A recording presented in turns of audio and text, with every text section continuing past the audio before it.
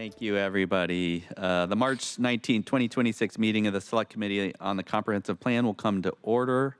It's 2:07 p.m. I'm Eddie Lynn, Chair of the Select Committee on the Comprehensive Plan. Will the committee clerk please call the roll? Councilmember Foster. Here. Council President Hollingsworth. I am here. Thank you. Councilmember Wise. Here. Councilmember Kettle. Here. Councilmember Rink. Present. Councilmember Rivera. Present. Councilmember Saka. Here. Councilmember Strauss. Here. Chair Lynn. Present. Chair, there are 9 members present. Thank you. If there's no objection, the agenda will be adopted. Hearing no objection, the agenda is adopted. Good afternoon, everyone. Thank you all very much for coming to this Thursday afternoon meeting to discuss Phase 2 of Seattle's comprehensive plan process. As always, thank you to our city clerks, council central staff, and OPCD for helping us prepare for this meeting. We will now open the hybrid public comment period. Public comment should relate to items on the agenda or within the purview of this committee. Clerk, how many speakers are signed up today? Currently, we have 7 in-person speakers signed up and 12 remote speakers. Okay, so each speaker will have 2 minutes. We will start with in-person speakers first. Clerk, can you please read the public comment instructions? The public comment period will be moderated in the following manner. The public comment period is up to 60 minutes. Speakers will be called in the order in which they registered. In-person speakers will be called first, after which we will move to remote speakers until the public comment period is ended.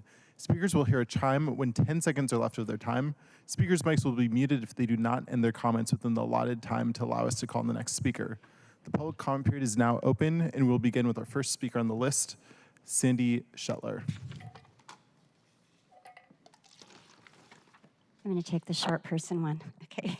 Hi. I'm Sandy Shetler with Tree Action Seattle, talking about the comp plan. As currently proposed, all urban centers and nearly all neighborhood centers are limited to zoning that allows 85 to 100% of each lot to be covered with pavement and buildings. The only trees which will be allowed in these centers are street trees. But SDOT already told us in 2025 analysis that the city does not own enough land to make a meaningful difference in tree canopy, even if we depave and plant trees on every inch. We need to choose purpose over pavement. Our dense forests for dense housing proposal uses the amenity area, which right now is paved, and turns it into dense forest, bringing shade, cooling, and health benefits to people where they live. If we don't add trees to our centers, Seattle will pile more harm on overburdened communities. Without trees, the current plan locks in the largest urban heat island in the Pacific Northwest, stretching from the Central District all the way to Rainier Beach. Big shade trees can't grow on rooftops or in planter boxes. Our amendment ensures that a small percentage of each lot has trees and that people in multifamily housing aren't condemned to roast in urban heat islands. Please follow the lead of cities like Atlanta and Portland and grow housing and trees together. Thanks. Next up, we have Colleen McAleer. Good afternoon. Good afternoon, City Council members, and welcome back to the comp plan. It's a long journey. As we get into the final zoning phases, we're talking about heights and different parts of neighborhoods and part of these urban centers. So our neighborhood, my name is Colleen McAleer. I represent Laurelhurst Community Council, and we've been at this since the inception. We only have one request, and that's for a 5-block swap of zoning from neighborhood residential along Northeast 45th Street. There's a spur that comes off Sandpoint Way into a residential neighborhood. It's used as a turnaround for the buses and a restroom break for the bus drivers. The rest of the street are single-family homes. There's 15 of them along that side, and many of them are historic. We only had bus service there 5 years ago because it's just not heavily used. And so we asked that we consider that, as well as the fact that that particular upzone for a low-rise apartment buildings would be on a very steep slope. It goes from 8 to 12% on one of the suicide hills in Northeast Seattle. It's very steep. So it's not appropriate to put LR3 in that location. So that particular hill, also the best part of it is actually being able to use those units that would be relocated into the commercial areas to breathe some life back into it. We've got 2 centers right in Laurelhurst, and they're pretty dead. So having housing integrated into that with even higher zones, we are all for that. We have 1,270 units coming on board in Laurelhurst in the next 3 years of housing. We believe in more housing, and we need it in our city. So thank you for your work, and I know you can balance growth with a little bit of neighborhood character. Thank you very much. Next up, we have Ruth Deit.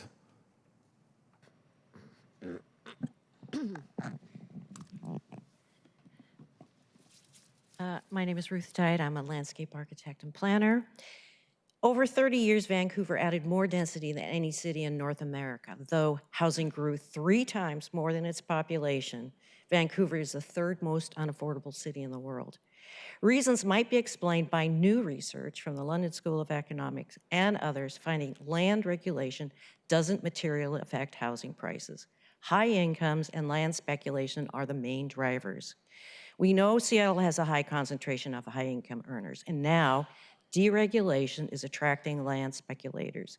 Investor purchases jumped 37% in 2025, and Seattle is the top choice among foreign investors. According to the Institute of Policy Studies, Seattle's housing prices are supercharged by global capital seeking real estate for wealth storage, crowding out home buyers. Exactly what happened in Vancouver. Upzoning increases land values, transferring enormous wealth to property owners. Costs developers pass on to home buyers. There's little undisputed proof that the extent of deregulation the city is undertaking will materially improve housing costs. There may be better solutions such as land value capture, where the city secures a portion of the wealth it creates through upzoning to invest in low income and social housing. We may need to look harder at real causes and solutions to affordability. In the meantime, new evidence suggests we can scale back upzoning and restore important development standards without making housing more unaffordable.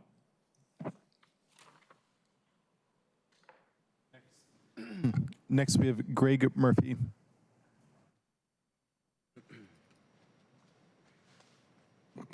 Thank you for the opportunity to speak. Members of the council, thanks for all your work on the comp plan. Congrats on passing it last year. I'm here to talk about the Holden neighborhood in the comp plan. It's West Seattle. If you took the bridge, went south on 35th Avenue, about 2 miles, you'd be in the Holden area. It's where Gatewood and Highwood come together, or Gatewood and High Point come together.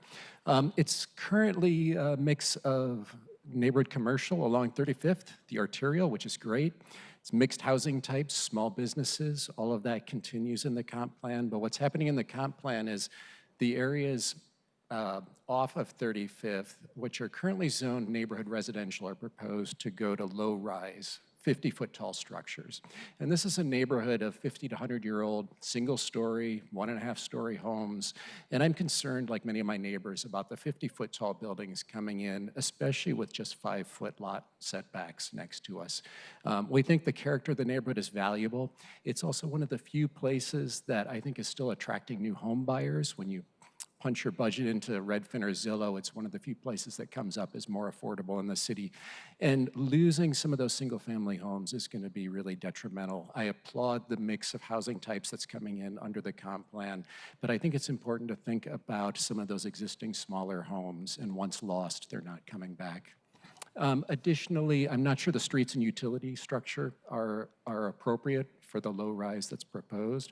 We're pretty narrow streets and we rely on the parallel parking spaces for passing zones. I think our sewers in that area are like 8-inch sanitary sewers, and I'm not sure they're sized to accommodate the increase of housing that's coming in there. So as you're now in what I call the ground truthing stage of the plan, beginning to implement it, I'd like you to take a look at the areas off of 35th and preserve the existing neighborhood residential. So thank you for the opportunity. Appreciate it. Next up, we have Tina Bueller.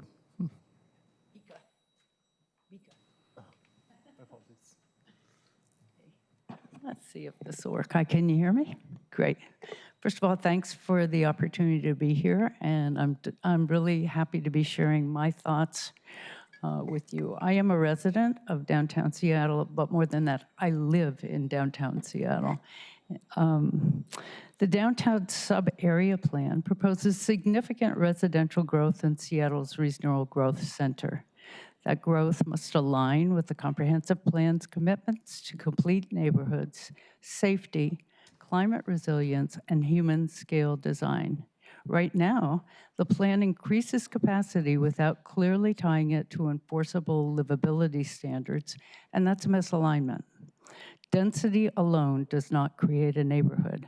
We need measurable standards for light, tower spacing, family-sized housing, and access to usable open space.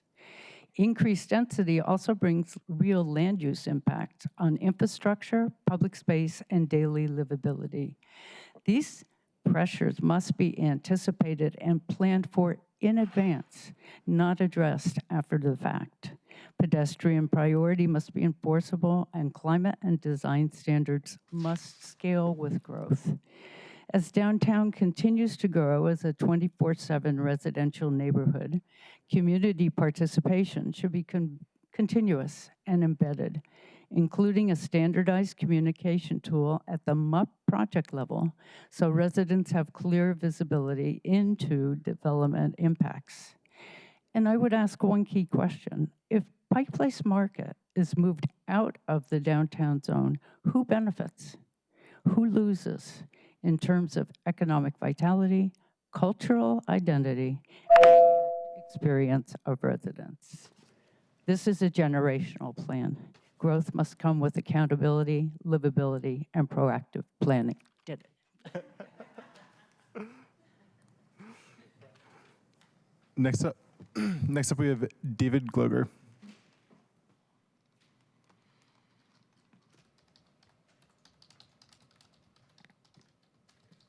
Good afternoon. My name is Dave Gloger, a resident of District 5.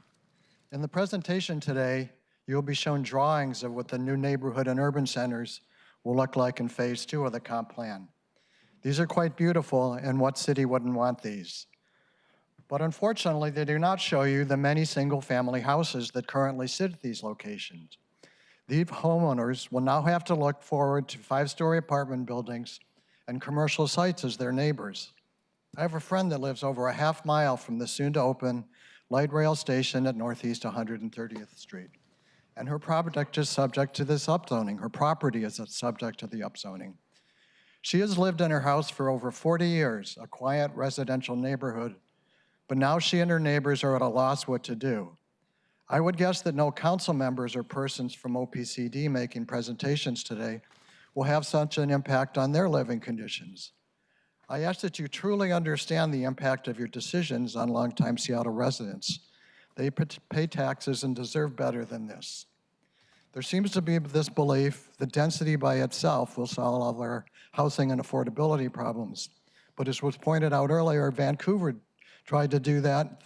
They quadrupled their density and or tripled their density, and their housing prices went up by four times. So let's not make that same mistake. So I ask you to really understand as we increase our density and solve our affordability problem that we do it wisely. Thank you. Next up we have Jasmine Smith.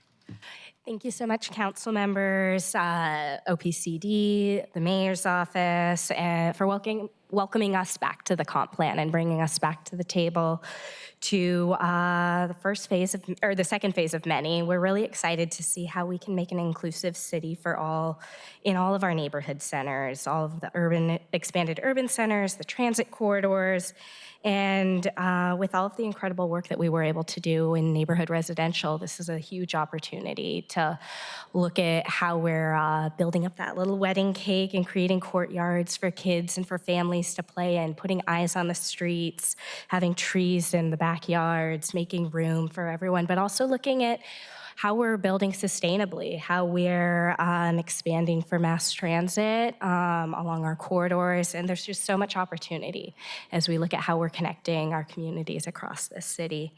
We're excited to look at a vision for Seattle that fights sprawl and fights for us all. Thank you so much, and looking forward to this process.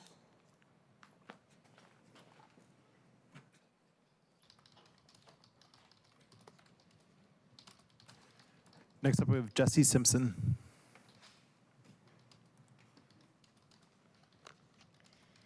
Hey, good afternoon, council members. I'm Jesse Simpson with the Housing Development Consortium, co-chair of the Complete Communities Coalition. Great to be with you as you begin phase 2 of the comp plan. This is the moment where you're starting to turn the lofty vision of the One Seattle plan into a lived reality of more homes in all neighborhoods. Centers and corridors is a key next step to allow more homes in all of our low-rise zones and in all of the neighborhood centers and transit corridors. Adding more homes is key to addressing our deep housing shortage and critical to the associated affordability challenges. I urge you, as you're considering potential amendments to the Centers and Corridors legislation, to go bolder. I urge you to create a courtyard block bonus in low-rise zones, allowing for additional height and floor area for buildings that swap the useless side yards for real courtyards, where trees have space to grow and families can thrive. It's a smart way to add more density in our low-rise zones and ensure that they're getting more livable as we're adding density and adding more homes.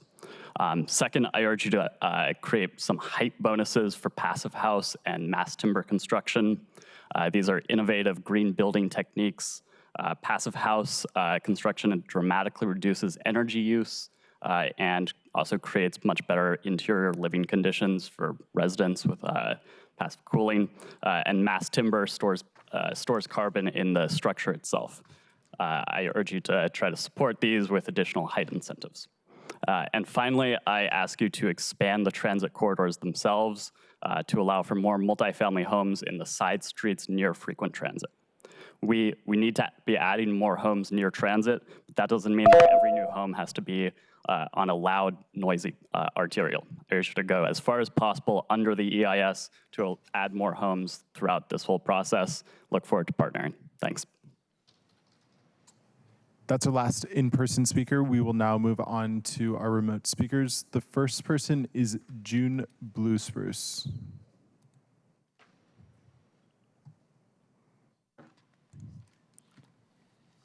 June, please press *6.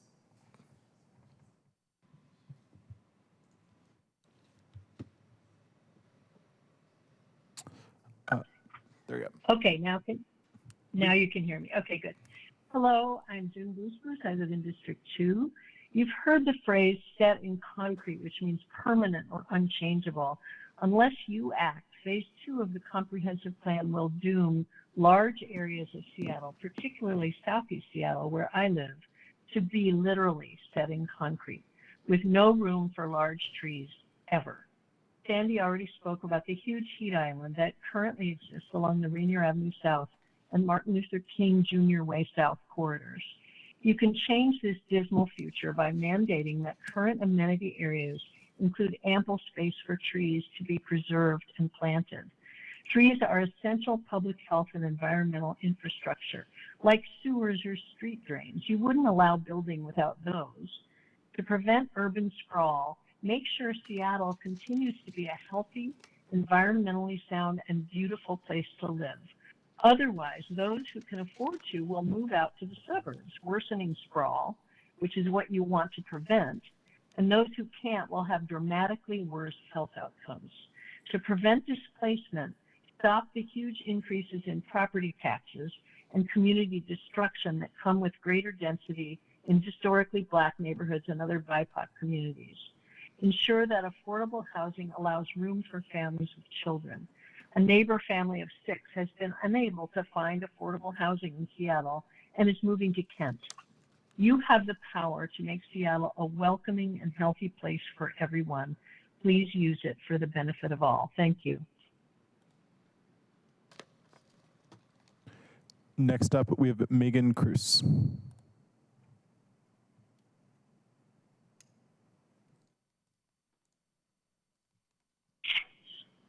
Good afternoon. I'm Megan Cruz, a downtown resident. Even though we're in phase 2 of the comp plan, the downtown neighborhood still doesn't have a complete upzoning map. Today, we're asking you for one before our density planning goes further. The other question is, what are the requirements and targets for affordability here? Downtown has had MHA for 8 years now, and 97% of the projects pay a fee instead of including affordable units. The city estimates over a quarter of the homes here sit empty or are lived in only occasionally. It seems that we're building housing as an investment, not for filling critical needs. And the question is, how will this be any different with the new upzoning? What we're doing hasn't been working or working well enough. Before we lock in new zoning changes, we should understand what's gone wrong and how we might fix it.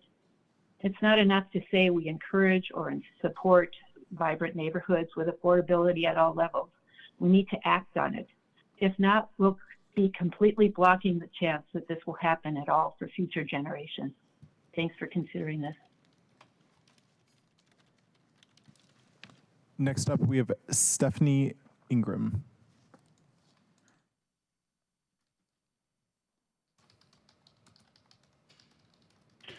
Hi, my name is Stephanie Ingram with 5 Dot Architects. I'm calling today to encourage City Council to include changes to institutions in low-rise zones in Phase 2 of the Comprehensive Plan.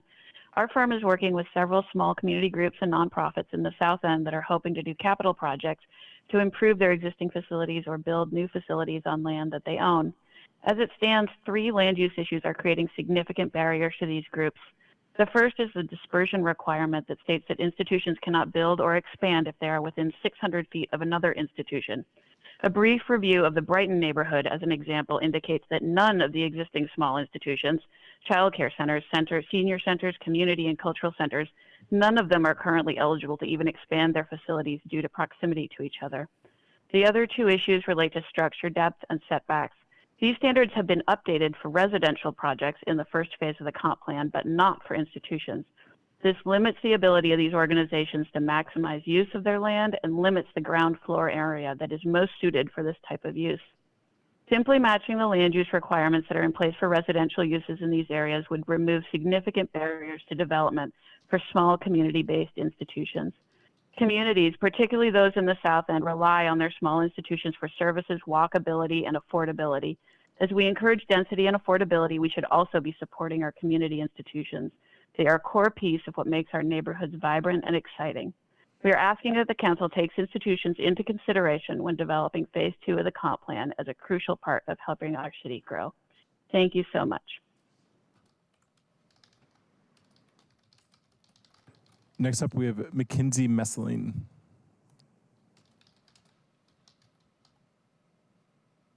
Good afternoon, council members. Thank you for your time and opportunity to speak today. I'm Mackenzie Messeline, resident of West Seattle.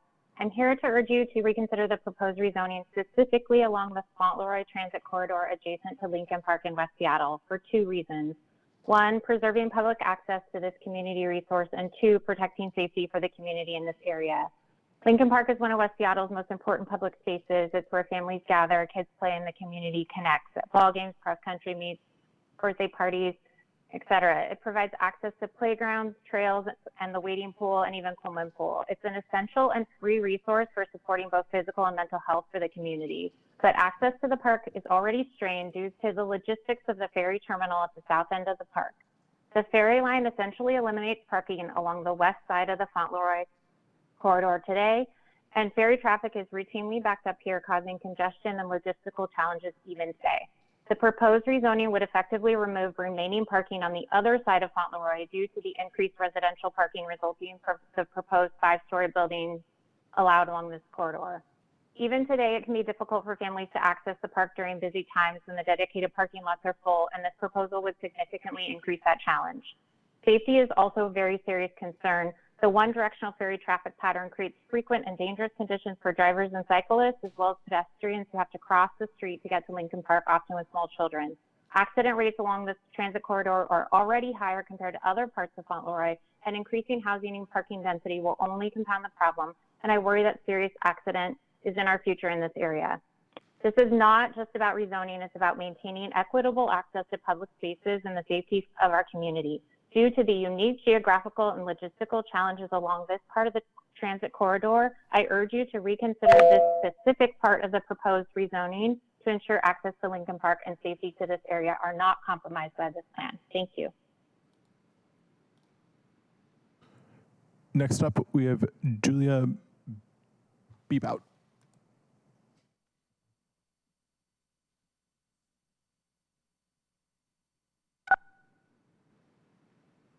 Okay, can you hear me? Yes. Hello? Yes? Can you hear me? Yes, we can hear you. Oh, great. Okay. Thank you for this opportunity to speak with you today and for your attention. My name is Julia Biabout, and I am a third time resident in the downtown core.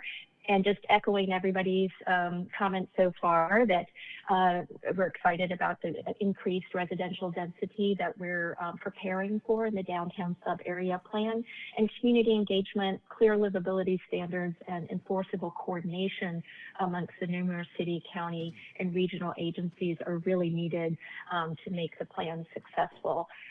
Towards that end, I ask you to consider planning for a Third Avenue Public Development Authority or other similar unifying coordination entity so that this critically important street can play its part in achieving the equitable, livable, and resilient future the One Seattle Plan envisions. As we know, Third Avenue is already home to hundreds of residents and preparing to receive thousands more. But its fragmented jurisdictional and enforcement landscape severely hampers the livability of this neighborhood, not to mention its usefulness to the thousands of workers, transit riders, and tourists that pass through it daily. The public safety and health consequences of this fragmentation are on full display. At the same time, Third Avenue has is uniquely positioned as a transition corridor, but it also, when combined with its plentiful, convertible, and historic building stock, is well positioned to accommodate more, not less, affordable housing than other areas of downtown.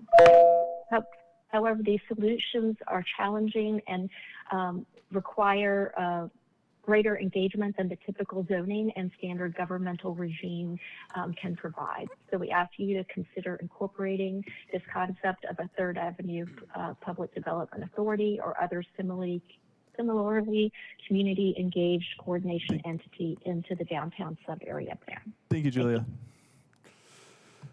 Next up, we have Sarah Scott.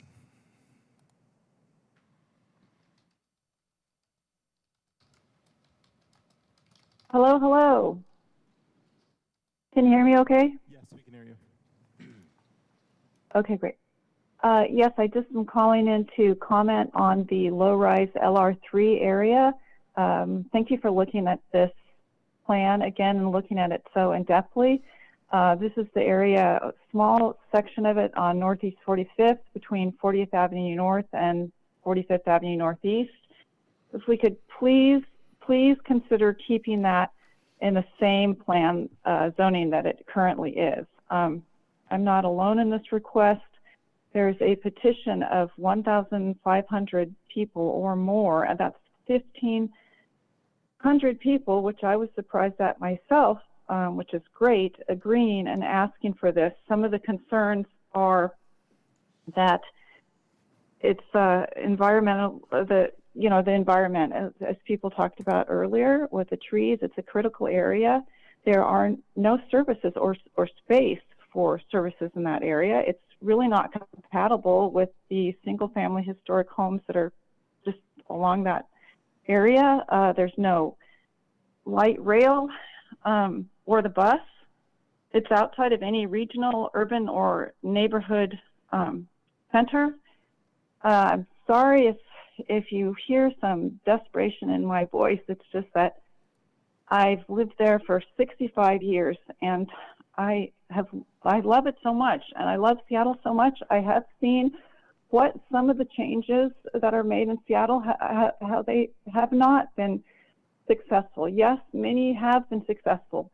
I really am so appreciative for you looking at this clearly. Thank you so much.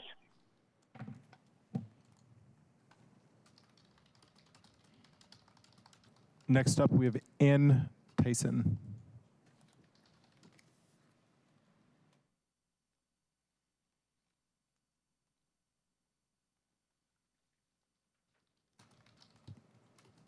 Good afternoon. Good afternoon. Can you hear me? Yes, we can hear you. I'm Ann Tyson. I'm a longtime resident of District 4 in Northeast Seattle. Thanks for all your work on the comp plan, which already includes a really large increase in density in our neighborhood with more than 1,000 units that are underway, being built as we speak, and thousands more potential units that are already zoned for. My neighbors and I really have one request. There's a short segment proposed for upzoning to 5-story buildings, or LR3, on about 4 blocks of Northeast 45th Street between 40th Avenue Northeast and 45th Avenue Northeast. It's really not suitable for such large structures, and instead we'd like to request that keep its current zoning designation of neighborhood residential. The main reasons for this are that this quite small spur has environmentally critical areas, including steep slopes that are on the maps, as well as peat settlement areas, and there are even like bald eagles that have habitat in the area, so it would be very disruptive to the environment. There's no services or amenities, not one business, no grocery store, or anything that people can access there. And the tall buildings there would be very jarring and really incompatible with the scale and the character of the existing neighborhood of just 1- and 2-story homes. There's no rail or fixed transit, just a bus turnaround and a rest stop for drivers with really low ridership. And it's also not in any regional, urban, or neighborhood center. So as other speakers have noted, there are about 1,500 people who have signed a petition just requesting a small change. And the good news is that to make this change easier, any lost additional units from it could be more appropriately located in a very nearby area along commercial areas of. Thank you, Ann. Next up, we have Jim Gant.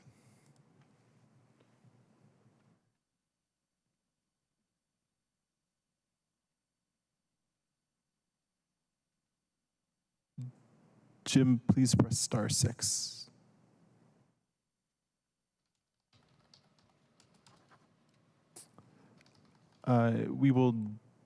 Jim, we'll come back to you.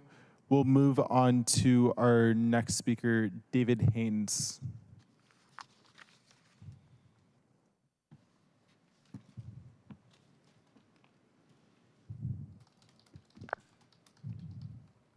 Hi, thank you, David Haynes. It's obvious the comp plan has been tainted with self-dealing conflicts of interest from small-time landlords selling out the renters and the workers. We need an investigation of the landlords on the city council. Did any of you city council landlord conflicts of interest even acknowledge that you have a conflict? We need to go higher. I'm sick and tired of listening to these Seattle sellouts who have their home and they want to deny everybody else a home by putting restrictions and tainting the integrity of the comprehensive plan. We need to take away some of these alleys that run in behind all of these homes that are going to have these ADUs leaning right up against the trash truck. It's like you all need to realize that within the environmental concerns, we need to get rid of the asphalt road in certain neighborhoods and rebuild it green with new homes on those roads without any asphalt being acknowledged. Yet you all want to act like you can weaponize the tree ordinance to deny future generations a better choice in home. And it's kind of offensive every time I hear somebody talk about stacked flats. It's like, oh, you know some people in Europe and you went to Europe and you copycatted the monarchs offering to the peasants living on a box in the next to the road. It's offensive. It's like you just look at Ballard, a perfect example of what's wrong with America. You got all this want to be a bigger city, but yet you got a concrete, dusty cement factory and big, gigantic gas tanks. And then right across the road is all of the restaurants on Ballard Ave. You got some twisted residential, commercial zoned mixes that don't consider the residents. It's like if you got like some 3-story and then you got like a 4-story or even 5-story, it's too low because all the delivery trucks are going to be making all kinds of noise for the residents, driving them nuts, reminding people that Seattle is an inner city shitty on the side of. Thank you, David. Next up, we have Susan Fedor.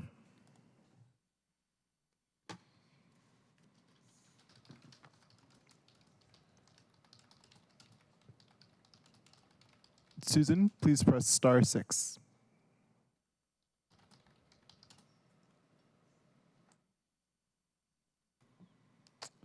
Okay. I think we'll try. Oh, there we go, Susan. Thank you. Hello? Oh, sorry about that. I first want to acknowledge that our tribal communities were invited to review the comp plan, and the Snoqualmie tribe in particular spent a lot of time to review and offer recommendations, but I'm not seeing any acknowledgement of that in today's report on slides 8 through 10 regarding engagement. To invite tribal input only to ignore it is not only deeply disrespectful, but our Indigenous communities offering recommendations, those that have stewarded these lands since time immemorial, they possess a much deeper understanding of the interrelationships within our very highly unique ecosystem. And regarding the ongoing issue of affordability, I'm just echoing what others have already said. There are now several studies emerging that demonstrate clearly more housing does not create more affordable housing. The issue of affordable housing will persist until the true underlying cause is acknowledged and addressed. Michael Storper, UCLA professor who has studied urban housing markets for years, argues that deregulation and upzoning could actually make gentrification and displacement worse, noting deregulation is not going to lead to affordable housing as long as the market is driven by for-profit developers. The deregulationist view of our housing crisis harkens back to mid-20th century America when the wealth disparity wasn't nearly as severe as it is today. Meanwhile, members of our communities continue to take the brunt of the continued rise in property taxes driven by developers, inflating the land cost. There are ratepayer hikes for lagging infrastructure and stormwater and sewage. There are stresses on the electrical grid. I'd like to note on slide 7, the claim is made that increased density will curb sprawl, but that's contrary to slide 2, which states clearly many cities across the region are taking big steps to add housing. The mass sprawl combined with lack of environmental oversight and consideration is causing severe impacts to our region. One example is the increase in nitrogen levels flowing through combined sewage overflows, which is depleting oxygen in Puget Sound. Within the comp plan proposals, are there any plans for coordination across agencies to ensure adequate infrastructure to mitigate increase in sewage and electricity demand? Is there any accounting for climate impacts which have now been presenting in continued sequence of extreme weather impacts such as flooding? Thank you very much, Susan. Jim Gant, we are going to try you one additional time. Please press *6.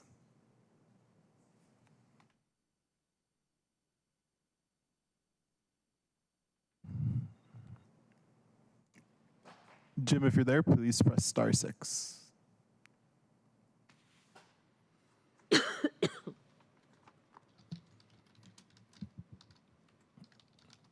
Okay. Council member, there are no further comments at this time. Okay, thank you so much. And thank you to everybody who provided public comment, including our remote speakers. And if you didn't get a chance to finish your comments, please go ahead and send us an email.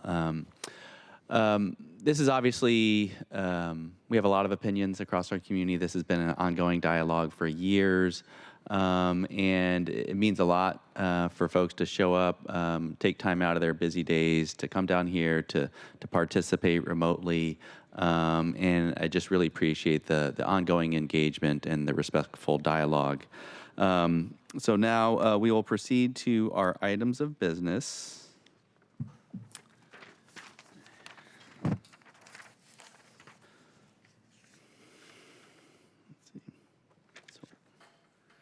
Will the clerk please read agenda item 1? Agenda item 1, Comprehensive Plan Phase 2 Introduction. And thank you. Our representatives from the Office of Planning and Community Development have joined us. Once ready, can you please introduce yourselves? Brennan Staley.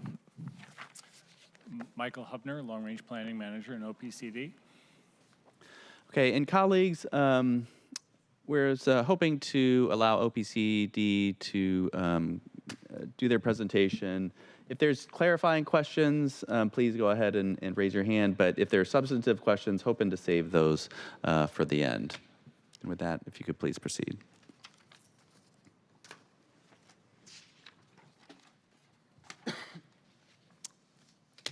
Good afternoon, members of the Select Committee on the Comprehensive Plan. It's good to be back before the committee. Those of you who were here last year will recall a years-long process to work on the Comprehensive Plan proper, as well as the initial zoning legislation to implement the plan. I want to thank those of you who were a part of that process for your deep engagement, your perseverance with the process itself, and the efforts and the work that you made to improve upon the plan and that first phase of the zoning legislation. We're happy to be back here with you for essentially is some unfinished work from what we did on the comprehensive plan last year, which is a second phase of zoning legislation, which we'll be talking about in some detail today. Next slide, please.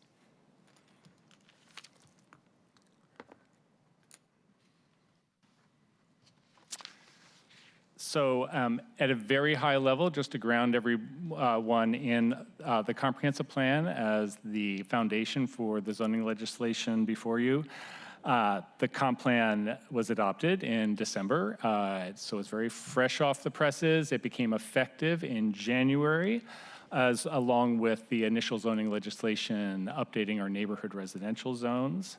The comprehensive plan is a 20-year plan for growth and a vision for the future of Seattle. It's a requirement of the State Growth Management Act. Like all updates, we focus on major challenges before the city, and the persistent crisis in housing supply and affordability was top of the pile for us as we took on this update. It wasn't the only issue we dealt with, but it was certainly the most prominent one that we discussed with you last year.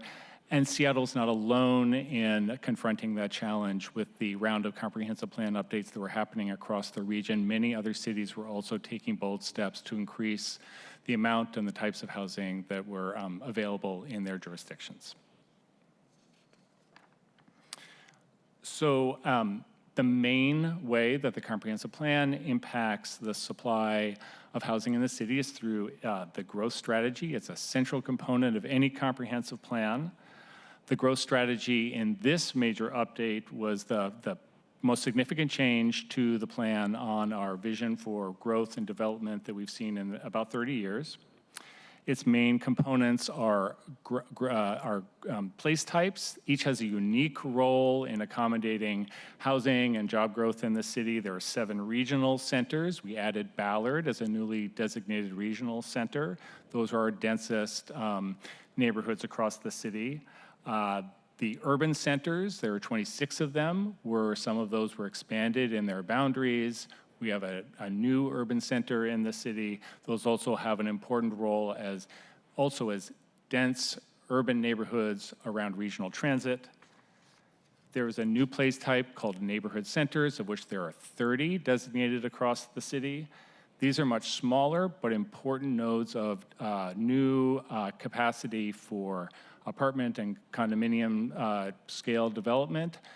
We will be drilling down on that with this legislation, which implements the neighborhood center place type, but that was new in the comprehensive plan.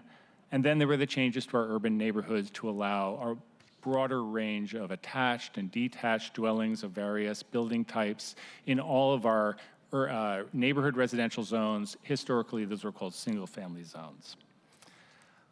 So the place types describe the type of development, its density, of other policies that guide what we do with zoning legislation. The growth strategy is implemented through follow-up legislation. You can't go out and build what the plan envisions until the zoning gets adopted. So the legislation before you is very important to implement this vision in the plan. In fact, it is a requirement of the State Growth Management Act as well. We have to have zoning legislation that is consistent with the plan, and we're halfway there with our neighborhood residential legislation from last year. This is the next piece that brings our zoning code into consistency with the comprehensive plan. With that, also want to note that we did do environmental review under the State Environmental Policy Act on the full package, the comp plan, the neighborhood residential zoning, and the zoning that realizes the growth that's envisioned in our neighborhood centers along our transit corridors in those expanded urban centers, as you will hear about. The good thing is that environmental review means we've covered SEPA with this legislation. The proposal in this legislation is substantially similar to the preferred alternative, which was studied in the final EIS. So what that also means is that any changes to increase substantially the area or the intensity of housing and growth in those areas would very likely require additional environmental review. And so that obviously there's room within that to make some amendments to the legislation, but this is very close to what we studied in the EIS. It's an important note as you start considering the legislation going forward. And with that, I'm going to turn it over to Brendan Staley. Brendan's role in our team is to lead on all of the zoning changes that implement the comprehensive plan. He's the expert on the topic. He'll be talking about how we got here, the work we did to develop the proposal, and talk about its different components, and we're here to answer any questions you have about it. Great, yeah, so as Michael pointed out, to implement the comprehensive plan, you have to change the zoning, the rules on the ground, and the first step in that was what we did last year, the update to our neighborhood residential zones. That is really going to help to create more opportunities for primarily family-sized home ownership projects, detached homes, townhouses, duplexes.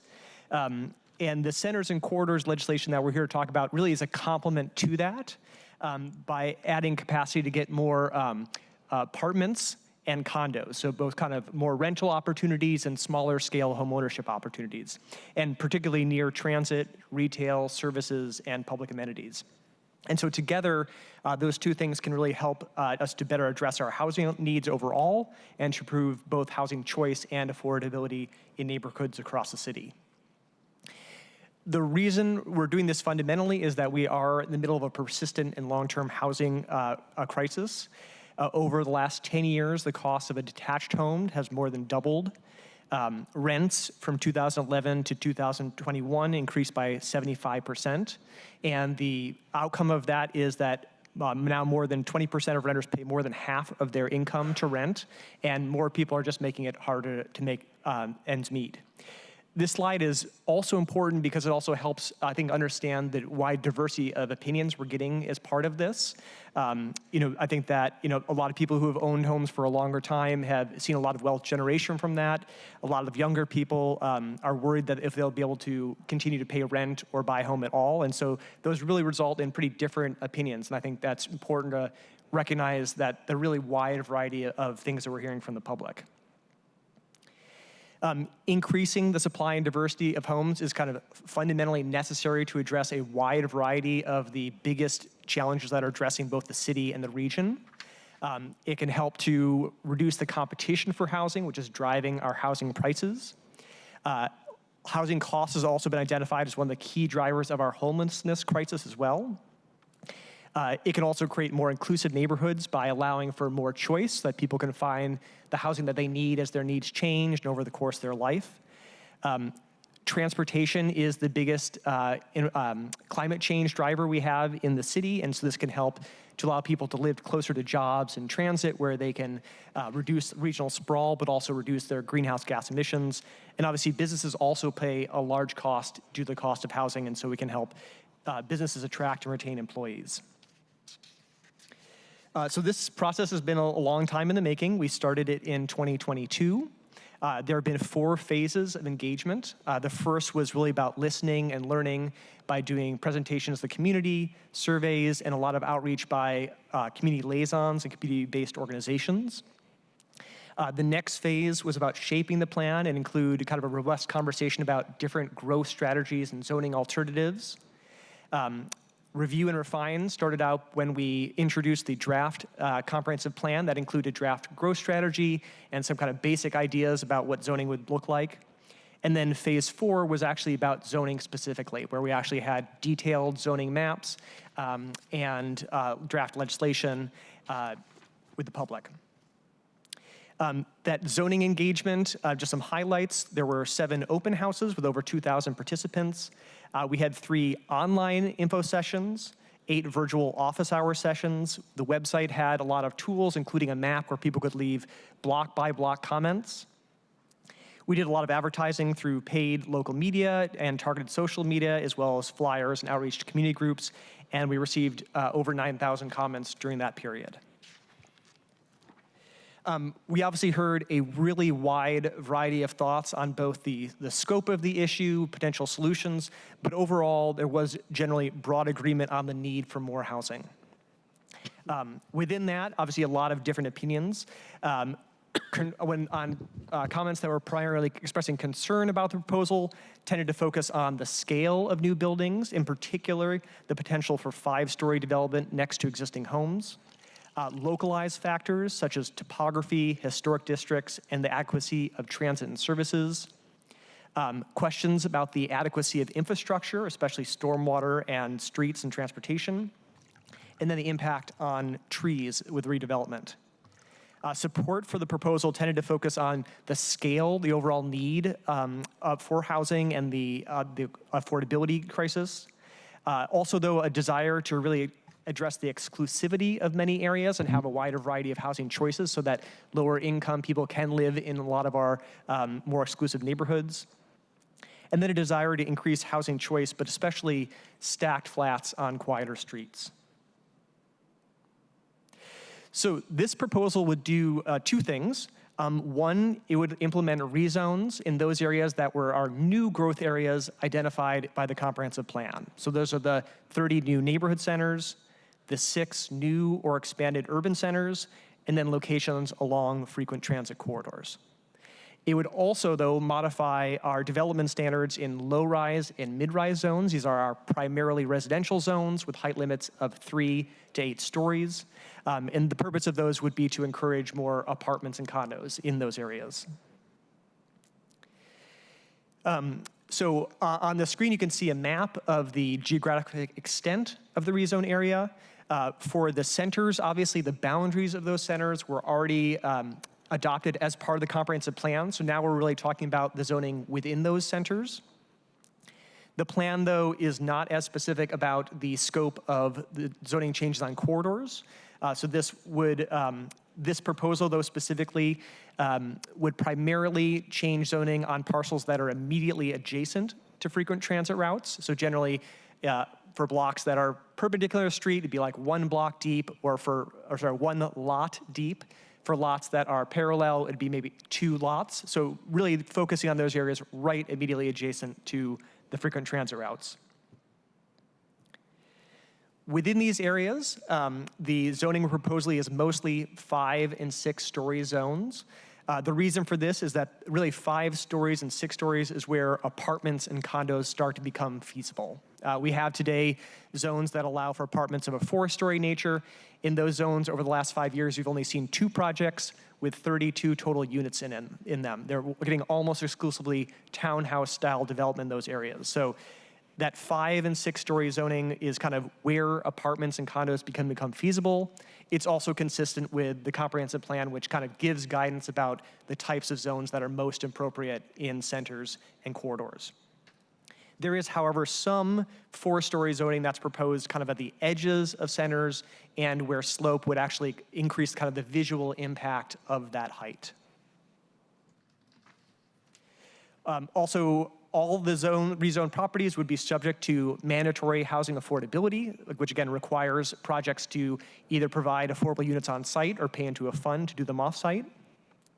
Projects that are going to be zoned to low-rise zones would have the basic MHA requirement we call an M suffix. Projects that are zoned to other zones, though, may have higher requirements, what we call an M1 or M2 suffix, based on the degree of change in those areas. So larger upzones have higher requirements. We do have an online map that shows the proposal in detail. It allows you to click on individual sites and get information about what the zoning means, a summary of the development standards, and actually pictures that show recent development in that zone. But overall, the zoning that is in this legislation varies from what was released to the public in October of 2024 in 4 key ways, which I'll talk about more on the next slides. But they are, again, being updated to reflect the new center boundaries that were adopted by council. They incorporate local knowledge about specific circumstances in different locations. They implement reductions on select frequent transit routes, and they also address split zone lots. So obviously the adopted comprehensive plan has the boundaries for centers, and so this zoning simply reflects those changes that have already been made by council. They include smaller expansions in urban centers that don't have light rail or bus rapid transit. There were council amendments in 10 urban and neighborhood centers on specific conditions. And then, of course, the shifting of Phinney Ridge to East Ballard. We also received a lot of input on local circumstances that should be considered. Examples of that include topography, environmentally critical areas like steep slopes, creeks, and wetlands, undeveloped rights-of-way that may affect how you can access a site, and then isolated or irregular lot shapes. These are all things that were generally considered in the October 2024 proposal, but again, we received 9,000 comments. We reviewed each of them individually and did more work, and a lot of those really brought up conditions that we decided would be appropriate to change the zoning for. The picture on the right is an example of one where there's actually a number of things happening all together. This is an area that has a portion of the site is within the kind of buffer of Thornton Creek. But also there are undeveloped right-of-ways that make some of these areas kind of separate from each other, irregular lot conditions. All these things would make them very difficult to develop and would result in kind of non-ideal development conditions. There were a number of frequent transit routes where we also reduced the extent of the frequent transit route, and those were because of 4 different conditions. Steep streets, an example of this is Madrona Drive next to Madrona. A very steep road that makes it difficult to use the transit and to walk to services nearby. There were 2 areas where the transit service actually changed from when we started this work. Those are in Southeast Magnolia and along 10th Avenue East in North Capitol Hill. So those areas no longer meet the definition of frequent transit, and so we removed them from the proposal. And then there are 2 historic boulevards where we also made changes. One is 10th Avenue West, which has a portion of the Queen Anne Boulevard, and then also Mount Baker Boulevard in the other side of the city. This picture is of Queen Anne Boulevard. You can see the green is the historic boulevard designation, and so we removed those areas that abutted it, and then took 1 block to LR2 as a transition block. Lastly, split zone lots basically mean lots where there are multiple zoning designations on 1 lot.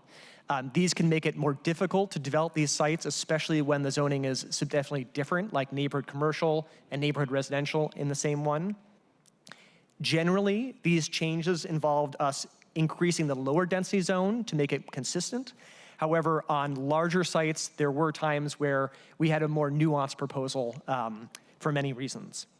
The picture on the right is an example in Beacon Hill. Those 2 lots that are shown in yellow outline are zoned a combination of neighborhood commercial and neighborhood residential. This proposal would make them a consistent neighborhood commercial, so it'd be more easy to develop them. So as I mentioned, there also are changes to the development standards in addition to the rezones. First, the changes to low-rise development standards. Low-rise zones are our multifamily zones with height limits of 3 to 5 stories. And this legislation would do a number of things. One, it would implement a stacked flat bonus in low-rise 1 and low-rise 2 zones. These are our 3 and 4-story zones, similar to what was recently adopted for a neighborhood residential zone. So today, a stacked flat in a neighborhood residential zone could actually be larger than a stacked flat in either those low-rise 1 or low-rise 2 zones. So our proposal is simply to take the basic proposal in neighborhood residential and apply it also to low-rise 1 and 2 zones. So they'd be at least consistent in what you could do for stacked flats. The second would increase the height for low-rise 3 zones outside of centers to 5 stories. So today, the low-rise 3 zone is very different if you're inside a center or if you're outside. If you're inside a center, it allows for 5 stories of height. If you're outside of centers, it only allows for 4 stories and actually is very similar to a low-rise 2 zone. And so this would make them consistent. It would also increase the FAR across all low-rise 3 zones to 2.5. Low-rise 3 has the lowest FAR per story allowed of any zone in the city. And so this would make it more consistent with other zones. Low-rise 3 essentially would allow what's allowed in a neighborhood residential zone, but you could do 1 more story of the same size. So just to kind of talk through what that means in terms of kind of the spectrums of zones we have, this slide shows what's allowed today in terms of housing types and how that would change. So today, in a neighborhood residential zone, you could do 3-story townhouse style development or a 4-story stacked flat. In a low-rise 1 zone, you could do 3-story townhouse, but you could not do a 4-story. So it actually kind of goes down. It's really would be a down zone in a sense to go from neighborhood residential to low-rise 1 today. Low-rise 2 zones allow for townhouse style development and 3-story stacked flats, similar to neighborhood residential, although with slightly less FAR. Low-rise 3 zones outside of centers actually are very similar to low-rise 2 zones. They allow that townhouses and the 4-story apartments. Then LR3 inside of centers allows for 5-story zoning, although many buildings only go to 4 stories because of the low FAR. So this proposal would allow low-rise 1 zones to have 4-story apartments, similar to neighborhood residential in LR2. And it will allow for 5-story apartments in LR3, even if they're outside of centers. Next would be the changes to our mid-rise zones. So mid-rise zones today are just 1 zone. They allow for 7-story development. We're proposing to create a new 6-story residential zone. We're calling mid-rise 1. The existing zone would be called mid-rise 2. But we also want to update the massing standards, which apply both to that mid-rise 2 zone, but also the new mid-rise 1 zone. And the reason for this is that mid-rise zones today have the most complicated massing standards of any zone outside of downtown. And they have the kind of standard front, rear, side setbacks, but they also have upper level front setbacks. They have upper level side setbacks, which are unique in the city. They also have maximum width and maximum depth requirements.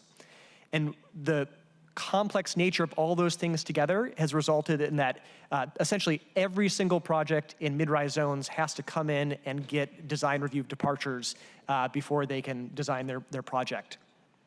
And those have been given away consistently. I think we looked at 5 projects and every single one got at least design standard departures for at least 2 of those. Additionally, the upper level setbacks are especially problematic because for stacked flats, people try to kind of stack the buildings so all the stairs and the pipes, et cetera, are all in a row. And so by those upper level setbacks make it very difficult to design those buildings and much more expensive. So we would propose here to keep the front setbacks as they exist, to reduce the rear setbacks that are more similar to other multifamily zones to 10 feet without an alley and 0 feet with an alley. The side set would be reduced to 5 feet, which again is similar to other multifamily zones. And then we remove the upper level setbacks and the maximum width and depth. Important to understand that this wouldn't change the overall square footage of the buildings because it would still be limited by FAR, but it will allow for more flexibility in building shapes and design. Lastly, there are some minor changes to screening requirements to clarify them and to make our FAR measurement techniques the same. It would not change the FAR in any of our multifamily zones, but it would make the approach in neighborhood commercial zones the same as we currently use in multifamily zones.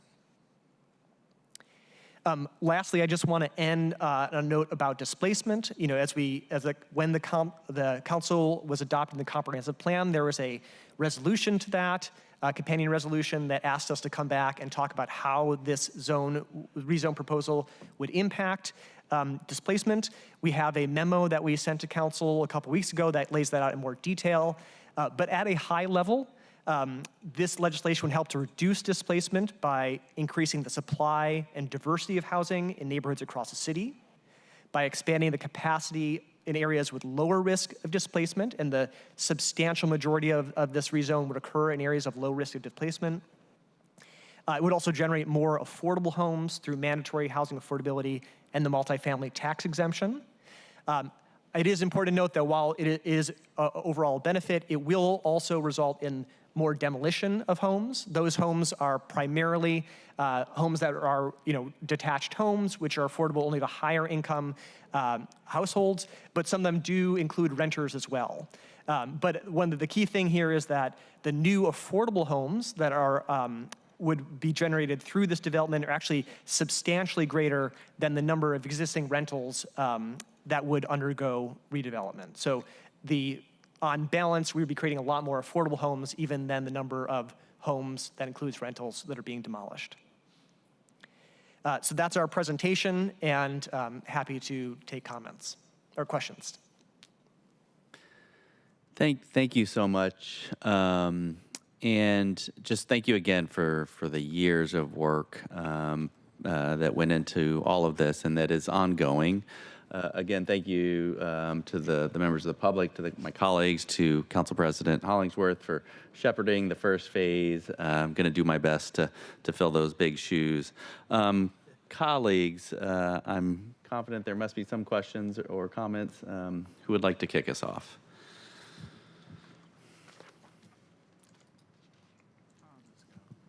Council President Hollingsworth. And for the record, thank you, Mr. Chair. I only wear size 10 in men's shoes, so they're not too big. I cannot fill those shoes. Okay, understood. I'm just saying. Sorry. Okay, thank you. Sorry, that was really funny. Thank you. Thank you, Mr. Chair, and thank you all for being here. Could you all explain for the viewing public that the comments engagement for phase 2 has already passed? So like that was due in 2024 in December. Yes, that's right. The executive has stopped accepting comments. We did that during the kind of 4 phases that we were talking about, especially the zoning one. So yes, we're no longer taking any comments. Mm-hmm. I will a friendly amendment to that description as well, which is that was the formal comment period during our sort of formal engagement process where we stood up events and had the website up. We did continue during the nearly a year that you were considering the comp plan legislation and the phase 1 of the zoning. We did continue to have conversations with neighborhood stakeholders, either community council type organizations, neighborhood walks, and a lot of council members helped to connect us with those communities. And that was something that was also part of taking in perspective on the final legislation. Understood. Thank you for that. And then also, I know that the council, we passed a resolution just adding a bunch of different things. I called it the junk drawer, where it was like a bunch of everything went into there. Could you talk about, and I know that it's only March, but could you talk about where you are in that process, identifying and next steps for that resolution? Yes, and thank you for the work in generating. It was a really comprehensive list of issues that responded to your conversations last fall. What we can say today, in that we are in the process of refining our work program and working with the new mayoral administration to chart a path forward, including one of the primary things we'll be focusing on is the companion resolution to the comprehensive plan legislation that you're referring to. We're actively working with the mayor's office right now to develop a package of potential changes either to the comp plan itself or to zoning to implement the plan. You probably have heard it from other forums, a discussion of a phase 3 or phase 4. We are rethinking some of the packaging of that, and likely we'll be doing something more integrated around items in the resolution, other concepts that are coming either from new state law, such as the transit-oriented development bill that was passed a couple of sessions ago, House Bill 1491, upzones to existing urban and regional centers, which was a priority of the last mayor and is also flowing from some of our work on sub-area plans for our regional centers, and other potential changes that reflect broadly the vision for housing abundance and diversity and affordability across the city. So we're going through a process of assembling what that package might look like. Those are the types of things that would require additional environmental review, likely in a supplemental EIS, and a consolidated approach with community engagement is certainly something we will be looking to put together for that. We'll be prepared a little bit further down the road to share more details on that with council. We're just not there yet. Oh, understood. Thank you. And Chair, if I may ask another one. And I will say I really appreciate slide 22. Like just having the side-by-side visuals for people is super helpful. Oftentimes we're looking at an overview and looking down on things, and people just don't understand. You know, you need visuals to help folks. And so the more visuals, and I've talked to y'all about it, y'all know me, the more visuals that you all can have that will help people just kind of understand what's being proposed, what can potentially come, and, you know, what the council, or what you all have proposed, what the council's amendments and everything can potentially look like to give people a visualization. Because when you were talking on slide, I believe it was 21, about the FARs and the low rises, like beforehand, I would have no clue what you were talking about. But now just being in the process, I do, but I can only imagine the general public not kind of knowing, and having the visuals helps people understand the technical terms compared to what is visually happening. And I think that is just more palatable for people to understand to be engaged in this process. So just more of that would be super helpful. So thank you. Thank you, Chair. Okay. Councilmember Kettle. Thank you, Chair, and I want to thank Council President for teeing up a question, because regarding the graphic, I think my team was engaged with you, Mr. Hubner, and by the way, thank you, Mr. Hubner Staley, for joining us today, because it's helpful, particularly when we're engaging with community, which, as Mr. Hubner knows, because he's been to a number of them, it's on a regular basis. Tied to that, though, which would also be very helpful to council members and the public, because I do get asked this question a lot, and in fact, Mr. Hubner was there one time when I did get it regarding setbacks. And there's these differences in different circumstances, and having a version like slide 23, to Council President's point about slide 22 with that graphic, I really like slide 23. And to be honest with you, I'd love to have it for the different areas, just to understand, like neighborhood residential, and then, you know, and then the low-rise, mid-rise pieces, just so we can see the contrast. And that's really helpful for, again, not just council members, but for the public and our staffs, because there's so many pieces. And I can't remember how many amendments that we had related to setbacks during phase one, and it's hard to keep everything straight, particularly with the different types of areas. So my ask is, I love slide 23. If you can have a version of it for the other types would be great. I really also appreciate slide 18, since I am my district and the city overall, it's not flat. And so I know when Olympia passes their laws, they don't really think about things like this, or maybe they do, but they don't write it down. But the topography pieces are hard. We always joke, and this came up recently talking to community, that, you know, if you get off the rapid ride at 15th and Dravis and you're heading east, that's not a half-mile walk, that's a climb. And there's going to be challenges, and that's going to have impact. So, you know, understanding these pieces in slide 18 is also very, very helpful to have at the ready. One of the questions that came along these lines was that I've recently received was like size of the street and its impact in terms of the zoning decisions. Because I asked, like going back to 15th and Dravis, 15th is very wide, and obviously it's a mass transit route. So it's with the Dravis Neighborhood Center, we're going up, and we will do on the Queen Anne side as well. If 15th was only half the size, that's a different dynamic. So how does that play into the decisions related to zoning and so forth, in terms of like what the street can handle? Because again, 15th is a great example. It can take a lot. I think about going into Councilmember Strauss's district, and when it hit Market Street, it's very wide, and so going vertical there makes a lot of sense. And so I was just curious about that factor. Yeah, so I would say that street width is definitely one of the many things that were kind of taken into account. There was no kind of clear formula. There certainly were places with really small rights of way, like less than 20 feet, that were just simply disqualified because the entire right of way was so small. And there were also some areas, where the roads were, unimproved and things, and that was also kind of a disqualification. But overall, it was kind of one of many factors that were included.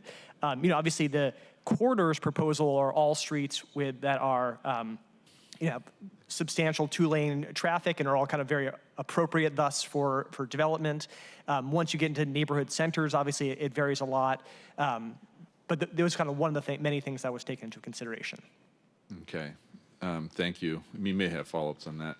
One of the things I like, in terms of corridors particularly, and I had my phrase for this that our OPCD director didn't like, but on the corridors, having not just these pieces, but NC, neighborhood commercial.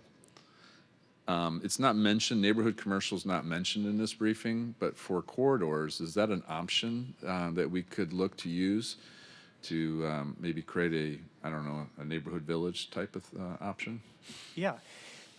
So I'll just first say that, the proposal itself does not create significant amounts of new neighborhood commercial. As we were looking at, we certainly heard a lot from the public and interest in more shops and services, but we also heard a lot about the amount of vacancies that already exist in spaces. And so we did not, as part of this, have a substantial expansion of neighborhood commercial, largely because we just don't have maybe the data to suggest what the right balance is. We certainly heard a lot from the public about an interest in that. So with that said, that's the proposal that's now in front of you. But yes, that could be an option that the council could consider to create more neighborhood commercial in areas. We didn't study a huge expansion of that as part of steeper work, but certainly adding small amounts of areas is the kind of change that could be considered by council. Yeah, small amounts, nothing.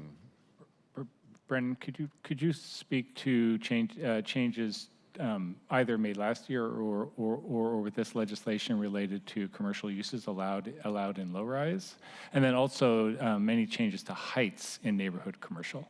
Yeah, that's a great question. So, neighborhood commercials are kind of our workhorse commercial, space driver, because it allows for a lot more ground floor, goes right to the street. But it is important to note that under changes that in recent years and now with the neighborhood residential update, we do now allow commercial in all of our multifamily zones, and neighborhood residential, low-rise, multifamily, and high-rise. It is limited in terms of size, so you're certainly not going to get grocery stores in those kinds of places, but that is there. And then we obviously did, in existing neighborhood commercial zones, we did often look at increasing the height to allow for more housing on top of those spaces as they redevelop.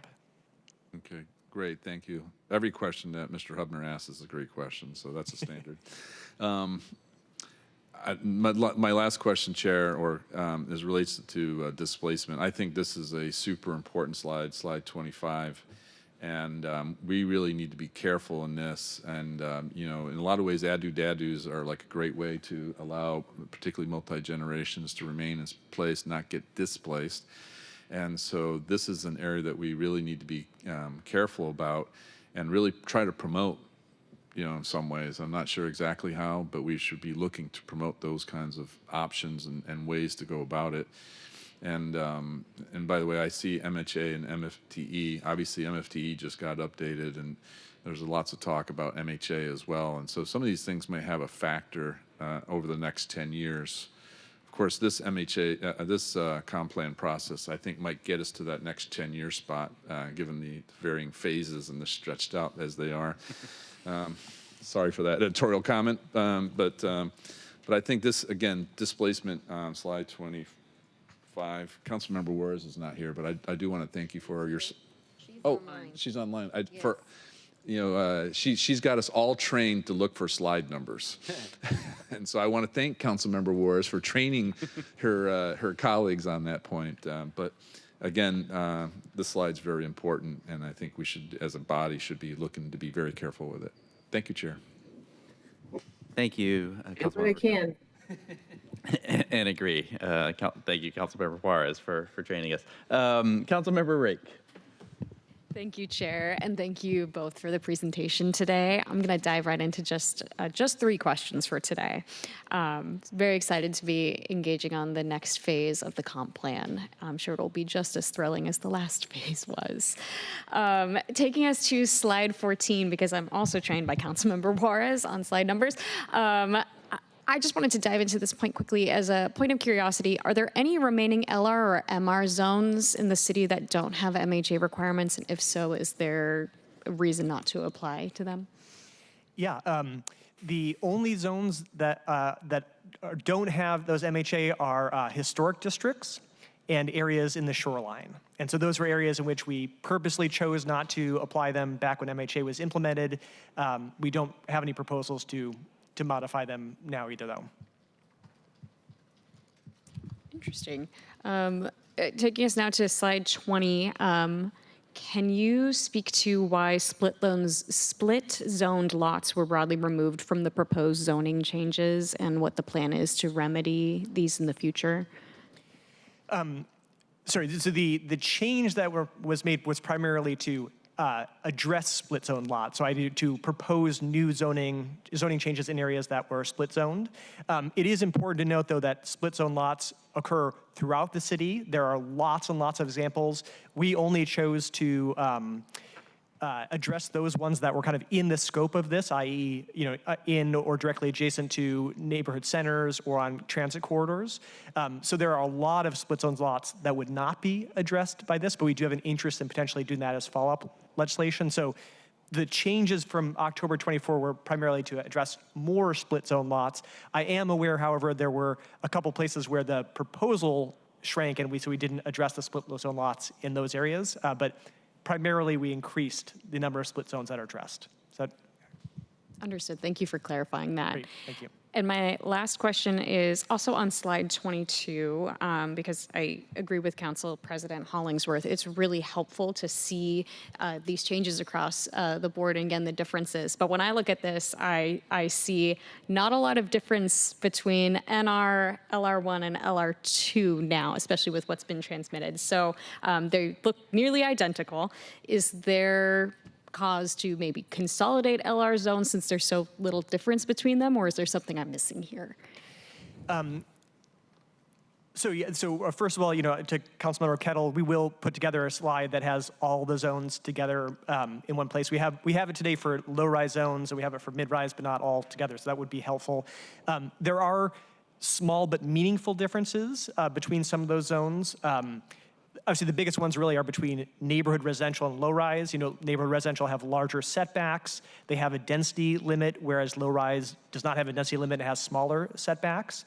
The differences between LR1 and LR2 are pretty minor. There's some FAR differences for townhouses. Whether it would make sense to combine them or not is a kind of a policy call that we don't have a position on that right now. Yeah, it could be a valid question to discuss. Thank you for that. Those are my questions for today. Thank you so much, and thank you, Chair. Thank you. Councilmember Foster. Thank you so much, Chair, and thank you, presenters. Really excited to get to kick off my first experience with Comp Plan. I wanted to just do a quick follow-up, actually, on one of my colleagues' questions regarding split zones from Councilman Brink's question. In those instances where you did the cleanup in areas that were split zoned, did we sort of default to a higher capacity zone or a lower capacity zone in those instances? And then can you just talk about how OPCD is tracking the way those changes impact our overall development capacity as was previously studied? Yeah.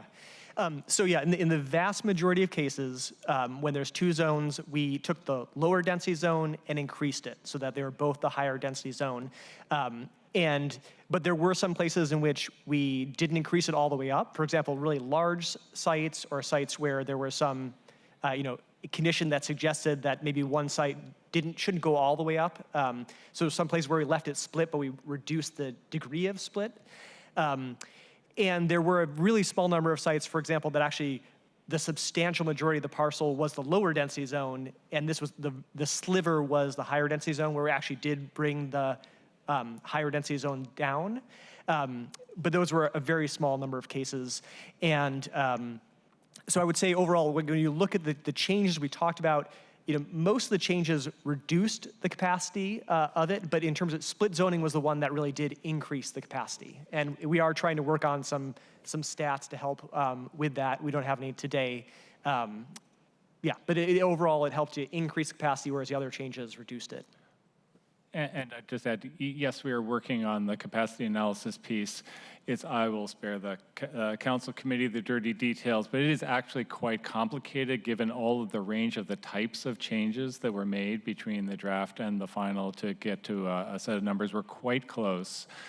I will say that the numbers bear out our general understanding of the net impact of the changes. That if you compare what did the draft centers and corridors do versus what does this final version transmitted to council do to add capacity, that the change is quite small, roughly between 5 and 10% decrease in overall capacity. And much of the capacity that was, quote, I'll put air quotes around it, taken away, were, as Brennan was showing you, many sites that were actually very difficult to develop anyway. So even that is a bit of an overstatement of the likely future potential of those sites. So there's a meaningful but quite small change. We can get those numbers to council quite soon.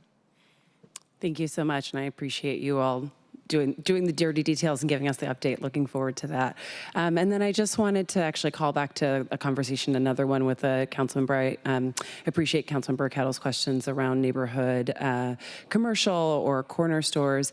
Am I correct in my understanding that there are still some locations in LR1 where you're not able to develop corner stores?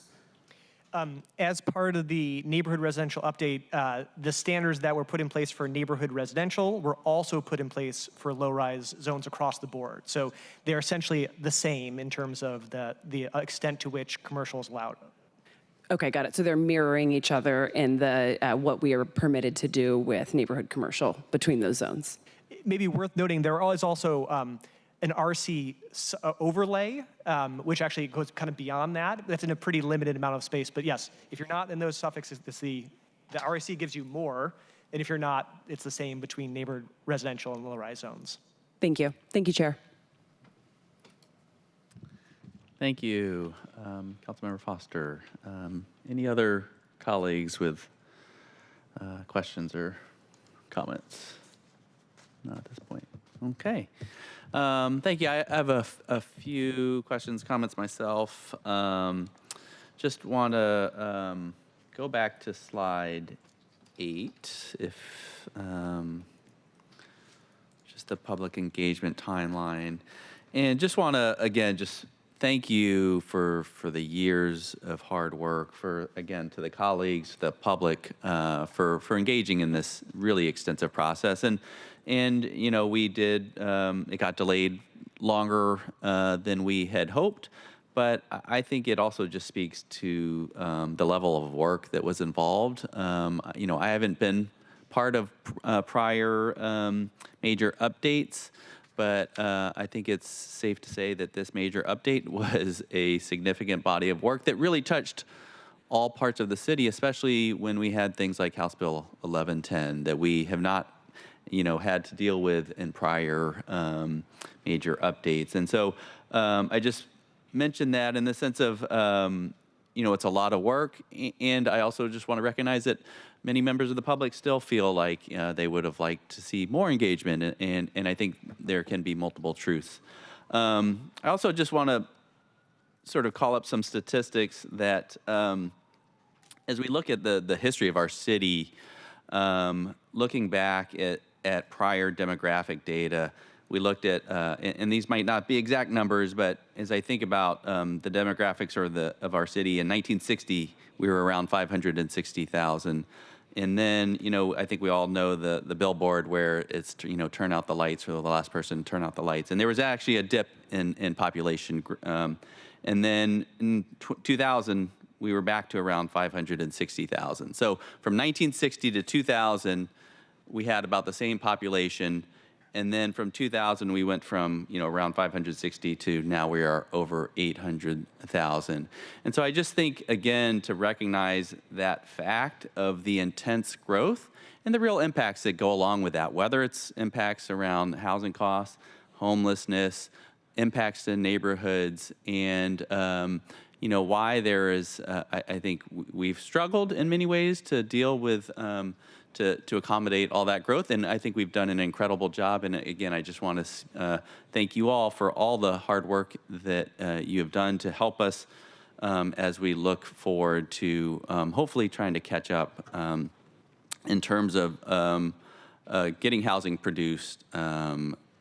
Another thing I just want to highlight is just because we increase the zoning doesn't mean that housing gets built overnight. We have seen huge, we've made incredible progress here in major upzones and major capacity. And at the same time, we see housing permits are actually way down. And there's a number of factors that are, some are inside our control and some are outside of our control. Things like interest rates, things like the employment, which we have some role in, but is not entirely within our control. Things like tariffs and labor costs. And so I just want to also acknowledge that just because an area is upzoned does not mean that there's going to be immediate redevelopment overnight. One other slide I'd like to take a look at is the LR zone. I think it was slide 22. And we've spoken about it, but just want to highlight again. One other thing, so just we've heard from developers, folks who have concerns about MHA in the LR zones, and I just want to kind of highlight, this slide sort of calls into attention that concern, especially when it comes to LR1 and LR2, because when we did basically do an upzone of the neighborhood residential as required by House Bill 1110. We did not adopt MHA in the neighborhood residential. We do have MHA currently in the LR zones, including LR1 and LR2. But as this slide points out, at least currently, LR1 potentially has less, you can build less in LR1 than neighborhood residential. With a proposed, there will be similarity, but not a huge amount of difference between LR1, LR2, and neighborhood residential, but we do have the MHA difference. And so just calls into attention that obviously I do think that will be a body of work that we need to look into. Finally, just on the point of engagement, could you just speak a little bit about your willingness to, if council members want you to show up at neighborhood meetings to address sort of questions or concerns in the coming month or two? Could you speak to that? Yes, I certainly can. And yes, indeed, we are available to support you. I mean, I was stating the obvious that legislation has been transmitted to council, and formally the engagement with your constituents across the city and in each of your districts individually is where the action is right now, and where you're going to want to have meaningful and informative conversations with folks out in the community. We are available, however, as we did last year in 2025 after transmitting the comp plan and phase 1 legislation. We are available and acknowledging very much that this is complex legislation. There are a lot of details here, and we are a resource for you to help answer constituent questions, to present the legislation, to paint a picture for folks as to what it is and what it means. And to just be out there talking to people. So please reach out to our office. Sarah Graves, our communications manager, is taking in requests. We've already started scheduling. Those are a couple of you that have started reaching out to us. We're more than happy to do so. Another thing that we, please let us know if there are ideas for materials that could be helpful. One of the ideas that we heard early here was to update the, notwithstanding the fact that we have the online interactive map, that That's not always a tool that works for everybody, may not work in a public meeting. We've made available a PDF zoom-in maps for different neighborhood centers or areas of more intensive change under this zoning legislation. Hopefully that will be helpful. It was helpful to us in fall of 2024. If you have other ideas of like the table figure that Councilmember Kettle was describing, that would also something we could put on a poster and make available to you. So let us know what would be helpful. Within our capacity, we certainly can do meaningful things. Thank you very much for that. And on that point, I think we can huddle about this offline, but I would love to see some graphics with things like, we heard some public comments about like how to increase density that would also allow things like courtyards and allow trees. And I would love to see some graphics that would somehow give us an idea of what that would look like, whether it's in our existing zoning or whether we might have some council amendments that might help elucidate that. We also, as we look at graphics, we do need to take into account accessibility concerns. And so just for my colleagues, just want to point that out, that we need to make sure that all these graphics that we include need to be accessible. And so that makes it sometimes difficult to do. That is all I have for today. Any other questions or comments? Okay. Yes, please. Thank you, Chair. I would just want to echo what you just said about the graphics related to, we're talking about upzoning here, and we're not really having the conversation about how urban forestry fits into this. I know there's an urban forestry component to the comp plan, and it just feels a little bit disjointed to have these conversations. It's siloed, and I think it would really help members of the public, as Chair said, who came to chambers today, but folks, our constituents that we hear from, what are the plans for urban forests and green spaces within all this upzoning that we're doing, and then also information about decisions.